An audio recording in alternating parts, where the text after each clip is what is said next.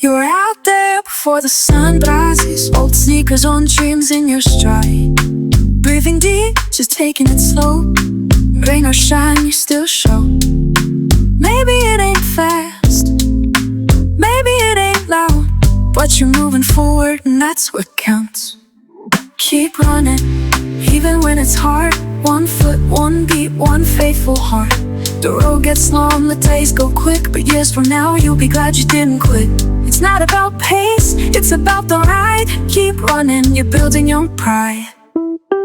That morning mile, that Sunday loop. The Anta Travel PG7 2 is a decent improvement on the first version. While the first version felt heavy and dead, this one is relatively lighter and much more livelier.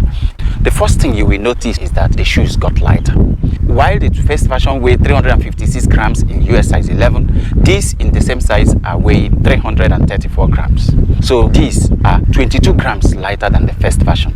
This shoe now has the same weight as the Pop Blaze 5, about 10 grams heavier than the Nimbus 26. Again, you will notice that probably the material of the upper changed a little, it got softer. The other thing that you are going to notice is this got a much better response than the first version. I also think that this second version looks a little better. I bought these shoes for 299 Saudi Riyal, approximately $78 US. Despite falling into the affordable range, the quality of these shoes are pretty high. This upper feels soft and very comfortable around the feet. It got tons of perforations in the forefoot and on the sides to improve breathability. The tongue is not that thick, but enough to give you nice comfort under the laces. This tongue also has a midfoot band on both sides. They do a good job because this shoe have very nice lockdown both in the midfoot and in the heel. The padding here is also pretty modest. The insole, of course, is removable, soft and nice, adds to that nice and cushy underfoot feel. The midsole is still the same PG7 as in the first version, but we know that midsoles may have the same name, but they are rarely exactly the same. You can see that in so many brands. You have Fresh From X in the Evos, in the More V5, in the 1080 V14. In all these shoes, they feel different. For every foam, the properties depends on the ratio of the individual components and the temperature at which they are made. So these are things that the shoemakers use to modify each foam for each model. So despite the fact that this is the same PG7 midsole as in the first version, this feels entirely different. It still offers excellent cushion, but the rebound is much better. On this one, it feels more like a running shoe.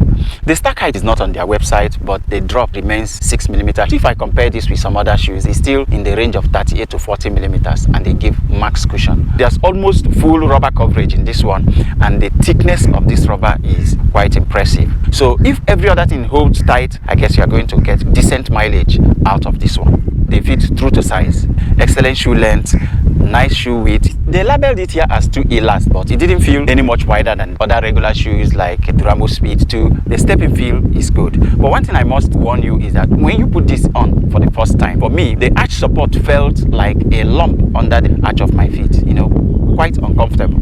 But don't sweat it, because by the time I did less than 5 kilometers, they softened out and became comfortable. Running in them, they completely cushioned my ride, and the rebound was pretty decent. The stability is okay. Overall, I got a very nice running experience out of this one.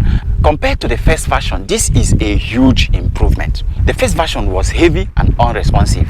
It is easier to run a little faster in this and also maintain a cruise speed for longer than what you can do in the first version. The lighter weight and better response made this one into a proper running shoe.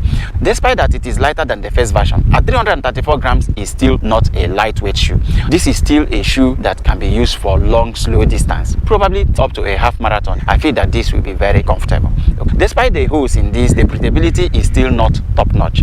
If you like the first version, you are going to love this one even more because the shoe became more lively. I think that's the word that I can use to describe the version 2. The stability is also modest. The shoe is not pretty wide, but it's got a decent medial support, so that helps to give it a bit of a sense of stability, but nothing outstanding. Who are those that will love these shoes? Anyone looking for maximum cushion at affordable price.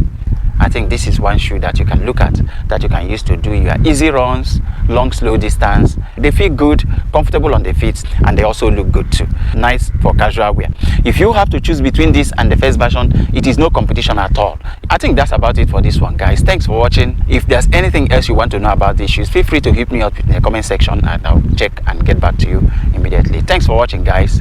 See you in the next one.